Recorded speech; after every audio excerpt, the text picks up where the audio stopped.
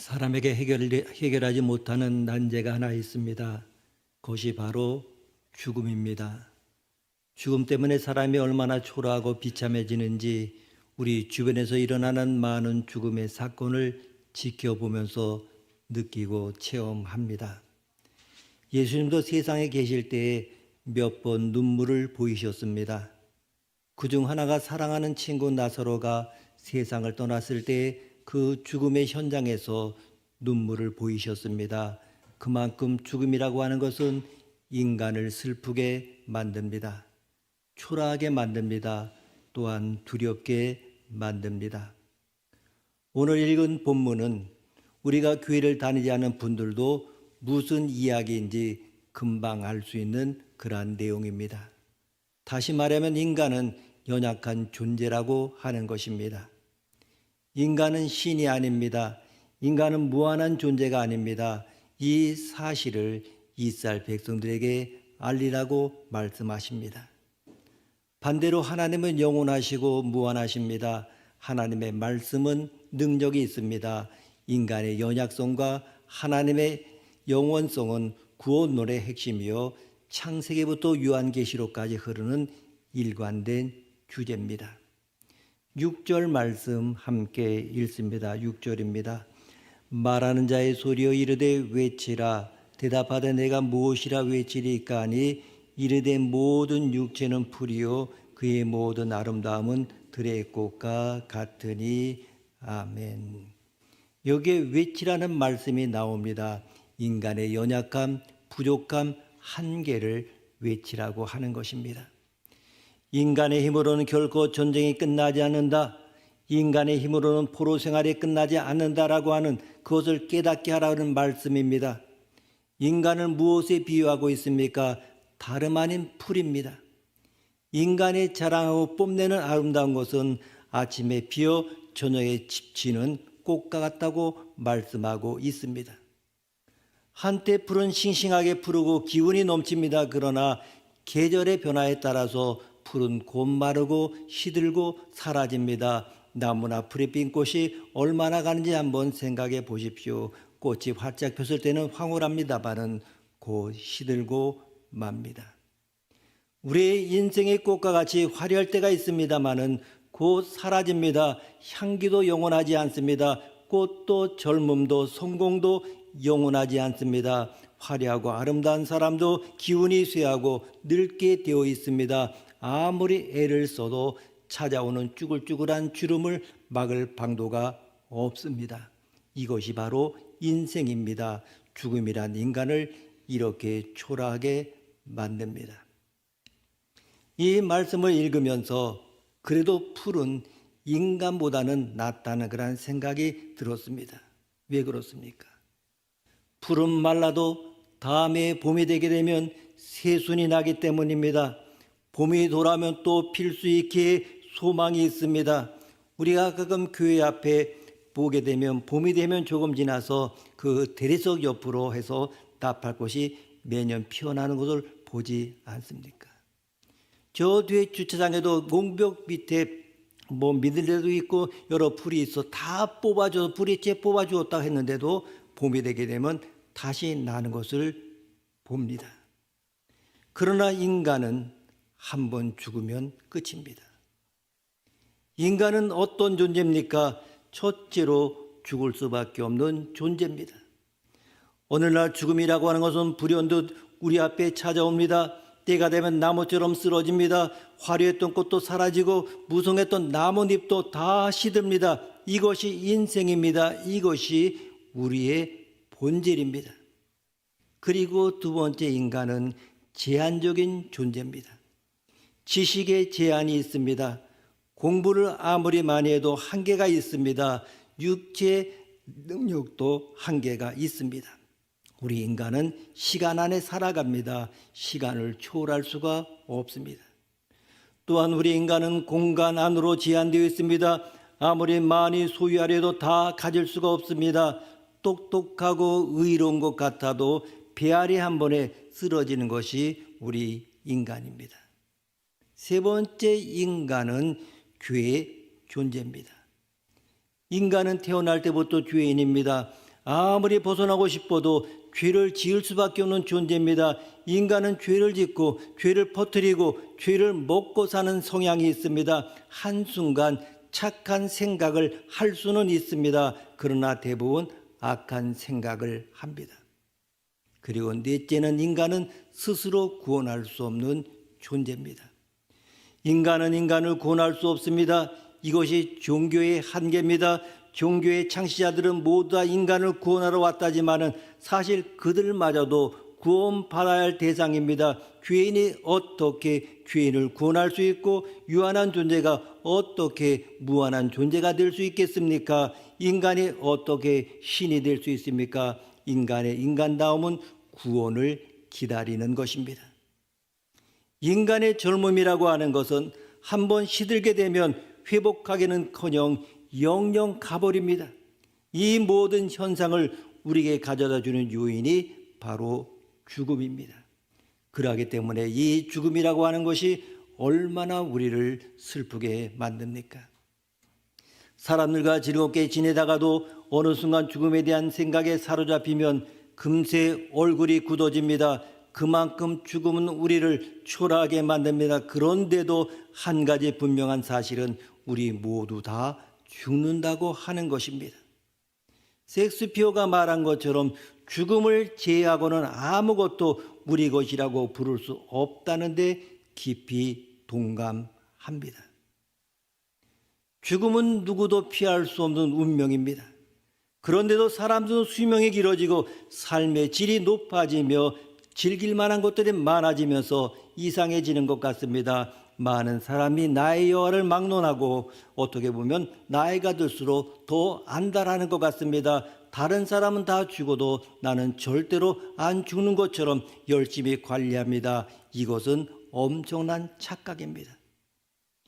여전히 웰빙이라고 하는 말이 많은 사람에게 매력을 주고 있습니다. 할 수만 있으면 죽음을 거부하고 싶은 본능에서 나오는 현상이라고 볼 수 있습니다. 그래서 매스컴은 장수 식단을 소개하기에 바쁘고 의료계는 노화방지 클리닉을 열어서 사람들을 유혹합니다. 하지만 그렇다고 해서 늙지 않을 수 있습니까? 죽지 않을 수 있습니까? 이에 대해 전문가들조차도 회의적인 반응입니다. 누구나 오래 살고 건강하게 살고 싶지만은 갈수록 노인 자살률이 증가하는 현실 속에서 오래 살면 뭐합니까? 100살까지 살면 뭐합니까? 그런데도 사람들은 왜 그렇게 안달을 합니까? 그 이유는 죽음에 대한 분명한 해결책을 찾지 못했기 때문입니다. 죽음에 대한 대안이 없기에 할 수 있으면 죽음을 그냥 멀리 그냥 밀어내려고 합니다. 이것이 오늘 우리의 현실이라고 하는 것입니다. 우리는 죽음에 대한 분명한 해답을 찾아야 합니다. 이런 식으로 당하고 끝날 수 있는 존재가 아닙니다. 우리 안에는 죽음이라고 하는 무서운 존재 앞에 굴복하고 험하게 끌려가는 존재로 끝나선 안 된다는 본능적인 저항감이 있습니다. 우리는 하나님의 자녀로 지음받은 존재입니다. 여러분은 모두 다 그냥 죽으면 끝나는 존재가 아닙니다. 흔히 죽으면 끝이다라는 말을 잘 압니다. 이것은 어디서 배운 이야기입니까? 누가 그렇게 가르쳐 주었습니까? 누가 여러분을 그렇게 설득시켰습니까? 전혀 근거가 없는 말입니다. 죽으면 끝이라고요? 내가 돼지입니까? 내가 강아지입니까? 성경에 보면 짐승은 죽어서 그 혼이 땅으로 들어가고 끝입니다. 그러나 인간은 영이 있기 때문에 죽음이 절대 끝이 아닙니다. 따라서 우리는 죽음에 대한 분명한 해결책을 찾아야 합니다. 여기에 대답할 수 있는 분은 이 세상에 오직 한 분밖에 없습니다. 즉 하나님의 아들 되신 예수님, 우리를 창조하신 예수님 뿐입니다. 예수님만이 죽음에 대한 분명한 해답을 우리에게 주실 수 있습니다. 예수님의 죽음에 대하여 얼마나 명료하고 분명하게 말씀하셨는지 성경 구절 하나 보게 되면 요한복음 11장 25절 26절 말씀에 예수께서 이르시되 나는 부활이요 생명이니 나를 믿는 자는 죽어도 살겠고 무릇 살아서 나를 믿는 자는 영원히 죽지 아니하리니 이것을 내가 믿느냐. 아멘. 이처럼 자신 있게 우리에게 말씀하실 만한 분이 세상에 또 누가 있겠습니까? 아무도 없습니다. 예수님 외에는 없습니다. 따라서 예수님은 우리의 소망이요, 우리가 믿어야 할 하나님이요, 우리의 구원자라고 고백하는 것입니다. 이 예수님을 우리가 주목해야 합니다. 예수님은 성경을 통하여 왜 죽음이 이 세상에 찾아와서 모든 인간을 이렇게 홍수로 쓸어가느냐에 대한 이유를 설명해 주십니다. 다시 말해서 어떻게 죽음이 세상에 왔는지 거기에 대한 대답을 주고 있습니다. 로마서 5장 12절 말씀 보면 그러므로 한 사람으로 말미암아 죄가 세상에 들어오고 죄로 말미암아 사망에 들어왔나니 이와 같이 모든 사람이 죄를 지었으므로 사망이 모든 사람에게 이르렀느니라. 아멘. 여기서 한 사람은 누굽니까? 아담을 말합니다.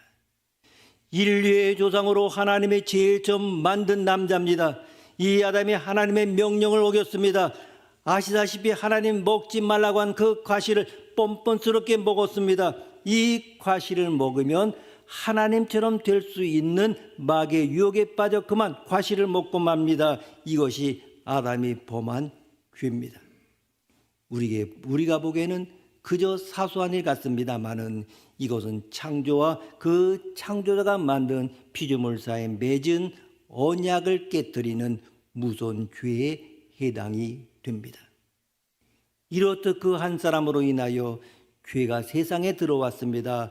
더불어 죽음도 따라서 들어왔습니다. 하나님은 아담에게 미리 경고하셨습니다. 창세기 2장 17절 말씀 보면 선악을 알게 하는 나무의 열매는 먹지 말라. 내가 먹는 날에는 반드시 죽으리라 하시니라. 아멘. 그런데도 아담은 죄를 범했고 하나님 말씀대로 죽음을 피할 수 없게 되었습니다.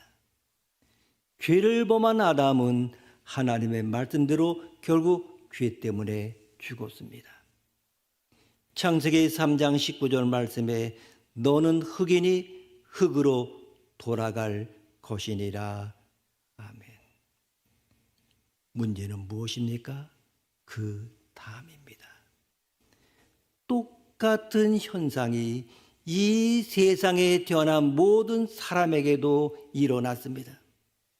이것이 아담으로 끝났으면 좋았겠는데 아담의 헐에서 태어난 모든 인류에게도 똑같은 운명이 찾아왔습니다. 왜 그런지 아십니까? 아담은 인류를 대표하는 위치에 있기 때문입니다. 이와 같이 모든 사람이 죄를 범했다고 말씀하고 있습니다. 우리가 언제 선악과를 따먹었습니까? 그런 일 없습니다. 그런데 하나님은 모든 인류가 다 죄를 범한 것으로 간주하십니다. 죄를 따라 죽음이 세상에 왔기 때문에 한 사람도 예외 없이 무덤으로 끌고 가는 것입니다. 많은 사람이 이 진리를 이해하지 못해 항의나 비판을 합니다마는 그렇다고 바뀌는 건 없습니다. 하나님께서 이렇게 말씀하십니다. 내가 아담의 범한 죄와 아무런 관계가 없다고 항의하는데 증명만 하면 간단히 해결이 돼.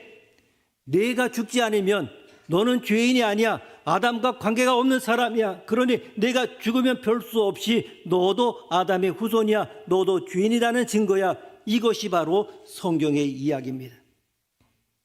혹시 여러분 가운데 죽지 않으므로 아담의 후손이 아니라고 증명할 분이 계십니까? 난 죽지 않아. 난 아담의 후손이 아니야. 자신 있게 말할 분 계십니까? 아무도 없습니다. 이는 결국 나도 아담의 죄를 갖고 있다고 하는 증거입니다. 그 죄가 나를 죽음의 노예로 삼았다고는 것입니다. 이를 부인하면 안 됩니다. 죄인이라는 말이 듣기 싫으면 안 죽으면 됩니다. 그런데 누가 안 죽습니까? 우리는 모두 다 죽습니다. 우리는 진리를 부정할 수가 없습니다. 왜 죽음이 왔는가? 죄 때문에 왔다. 그럼 나도 죄인인가? 그렇다. 무엇을 보고 죄인이라고 말하는가?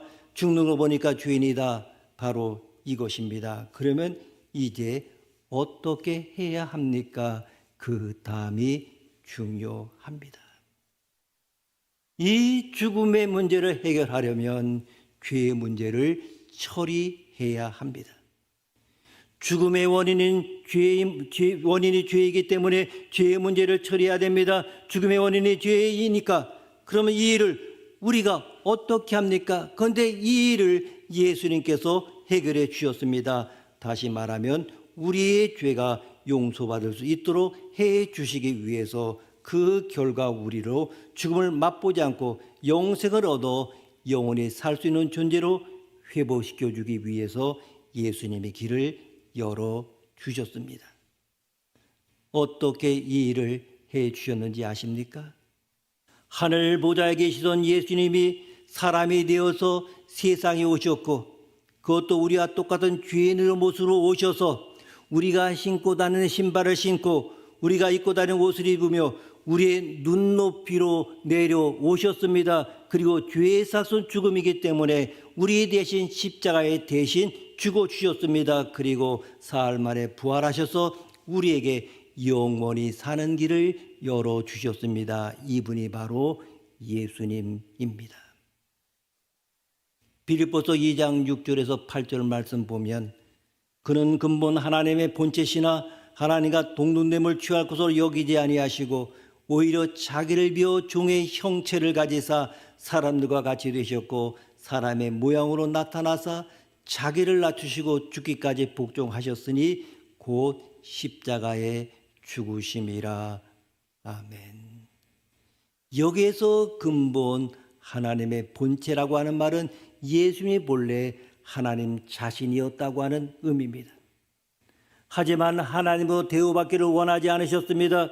우리를 구원하시기 위하여 하나님 됨을 포기하시고 천하고 죄 많은 인간의 모습으로 이 땅에 오셔서 나중에는 우리의 죄까지 죽음을 대신 짊어지시고 십자가에서 죽으셨다는 내용입니다.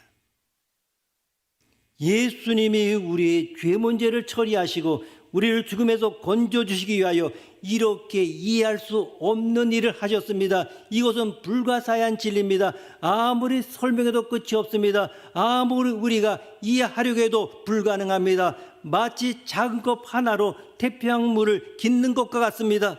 어떻게 하나님의 사람이 될 수가 있습니까? 그것도 죄인이 될 수가 있습니까? 어떻게 하나님의 죄가 없으시면서도 십자가에 죽을 수 있습니까? 그 죽음이 어떻게 나를 위한 것일 수 있습니까? 어떻게 내가 죽어야 하는 십자가에 예수님 곧 하나님이 달리실 수 있습니까? 아무리 설명해도 그건 끝이 없습니다. 저 역시도 아직 모르겠습니다. 그만큼 차원이 높고 깊은 진리이기 때문입니다. 하나님의 아들이 우리의 모습으로 찾아오셨습니다. 죄가 없음에도 아담의 후손처럼 죄인의 모습으로 찾아오셨습니다. 내가 서 있는 자리에 하나님의 아들이 서 계십니다. 내가 있는 모든 죄를 대신 짊어지시고 죄인의 모습으로 우리 앞에 서 계십니다. 그리고 내가 죽어야 할 그 자리에 예수님이 대신 죽으시려고 십자가를 지셨습니다. 그리고 죽으셨습니다. 나와 똑같은 모습으로 예수님이 나의 죄를 짊어지시려고 죽으셨습니다. 예수님이 죽으셨기 때문에 나는 죽을 필요가 없고 절대로 죽지 않은 하나님의 자녀가 될 수 있다라고 하는 이 사실을 한번 우리 마음에 담아 보십시오. 오랫동안 교회에 다녔다 할지라도 이것이 정말 믿지 않는 사람들 한 번만이라도 이 사실을 마음에 담아 보십시오. 그러면 우리도 예수님 앞에 감격할 수 있습니다. 감격 정도가 아닙니다. 우리가 이 사실을 조금씩 깨닫고 이 놀라운 진리를 마음에 담고 깊이 묵상하면 엄청난 변화가 내게서 일어납니다. 하나님의 아들이 나 같은 처지가 되었다는 것 있을 수가 없는 일입니다. 그러나 이것은 사실입니다. 이렇게 예수님이 우리를 대신해서 십자가에 죽으심으로 하나님께서 우리에 대한 모든 태도를 바꾸셨습니다. 고린도서 5장 21절 말씀 보면 하나님이 죄를 알지도 못하신 이를 우리를 대신하여 죄로 삼으신 것은 우리로 하여금 그 안에서 하나님의 의가 되게 하려 하심이라. 아멘. 하나님께서 죄를 알지도 못하시니 즉 죄가 없는 예수님을 우리 대신 죄로 삼으셨습니다. 다시 말해서 예수님이 죄가 되신 것입니다.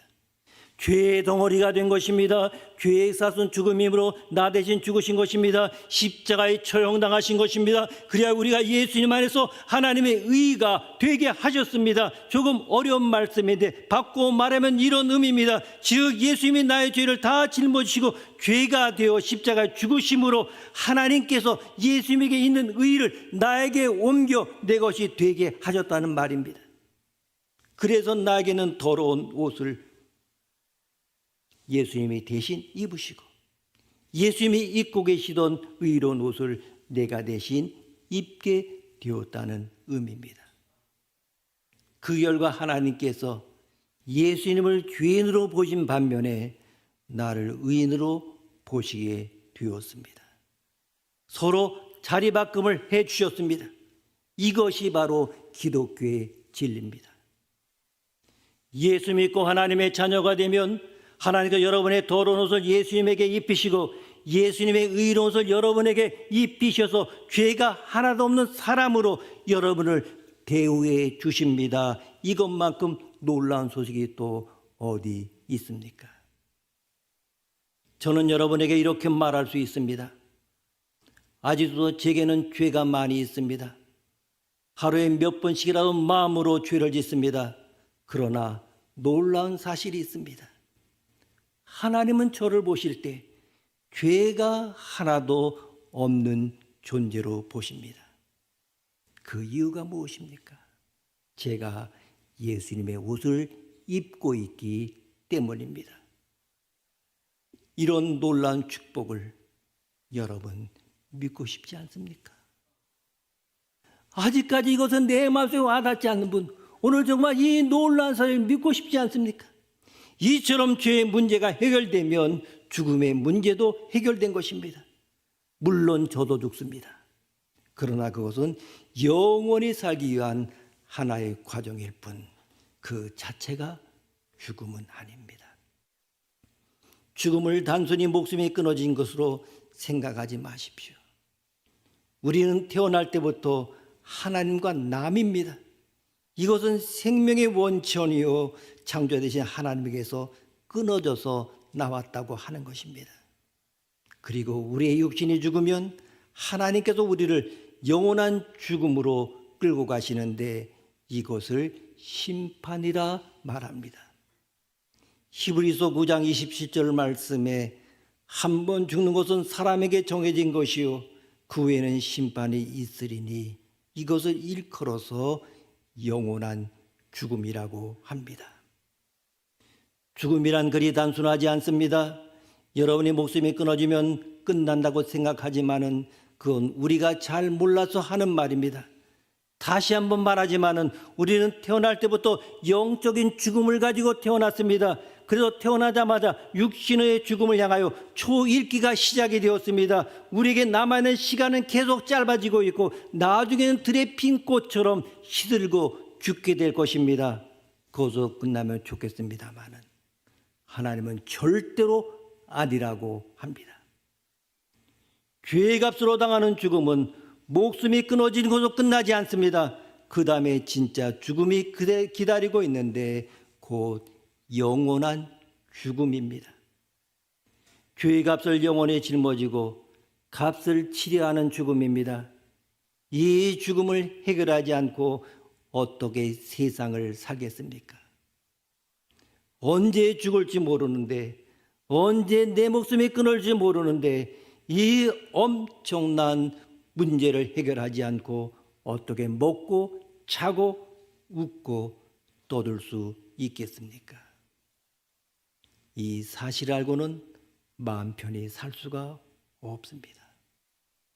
그래서 하나님이 이 죽음의 문제를 해결하시고 예수님을 통하여 열어두신 생명의 길을 가도록 우리를 부르시고 우리에게 말씀하시는 것입니다. 그렇다면 예수님이 열어놓으신 그 생명의 길을 어떻게 하면 갈 수가 있습니까? 방법은 간단합니다. 믿는 것입니다. 사도행전 16장 31절 말씀, 주 예수를 믿어 그리하면 너와 내 집이 구원을 받으리라. 여기서 구원을 받는다고 하는 말은 영원히 죽지 않는다는 이야기입니다. 우리가 영원히 사는 길이 무엇입니까? 우리가 죄의 문제를 해결하고 죽음을 뛰어넘어 영원히 살 수 있는 구원의 길이 무엇입니까? 바로 예수를 믿는 것입니다. 그러면 예수를 믿는다는 말이 무슨 말입니까? 예수님이 하나님이심을 믿는 것입니다. 예수님이 나를 위해 세상에 오셔서 십자가에 대신 죽으시고 사람 안에 부활하셨다는 그 사실을 믿는 것입니다. 또한 예수님을 붙들기만 하면 하나님 앞에 갈 수 있고 하나님은 나를 죄인이 아닌 의인으로 보시고 영원히 사는 하나님의 나라로 받아들이신다고 하는 것을 믿는 것입니다.